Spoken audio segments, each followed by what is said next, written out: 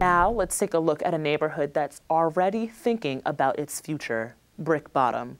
On December 4th, residents of the Brickbottom Artist Building gathered to hear a new take on the future of their slice of the city.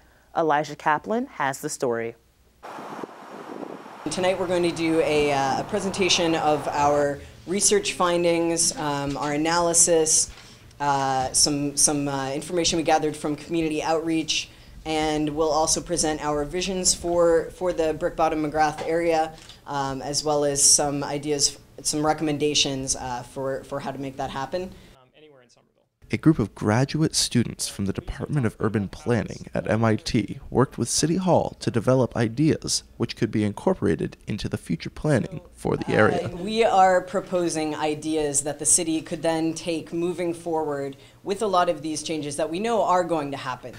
We're working a lot on an overhaul of the city zoning ordinance. Some of the new and innovative ideas that students often come up with could be pulled into the into the fold of what the possibilities are here.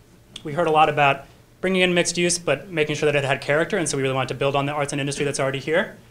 A vibrant, walkable public realm, so making sure that people can actually walk around and not have to navigate between a tree and a fire hydrant to get down the sidewalk. Increasing density, so a lot of growth is coming to this area. And then finally, providing affordable space. We know that the rents are what allow a lot of the interesting things to happen here to happen, so we want to make sure that we preserve that.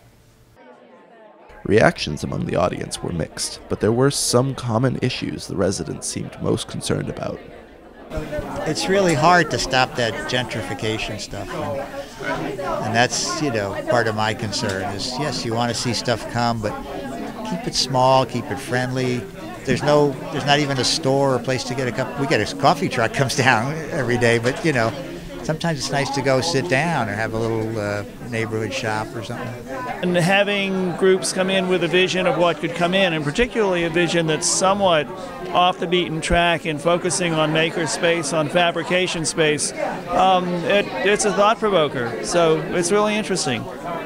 So the idea of fabrication, more jobs in the area, more vitality, tax base for the city, that's all great.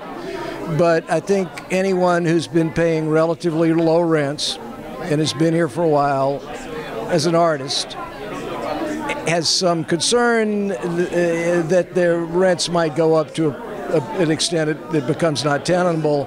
And as I think was mentioned tonight, if that happens, the neighborhood loses. After this presentation from students rather than developers, many questions remain unanswered about the future of Brickbottom. But with the Green Line extension and the grounding of the McGrath, one thing is for sure, change is coming to Brickbottom. For Somerville Neighborhood News, I'm Elijah Kaplan.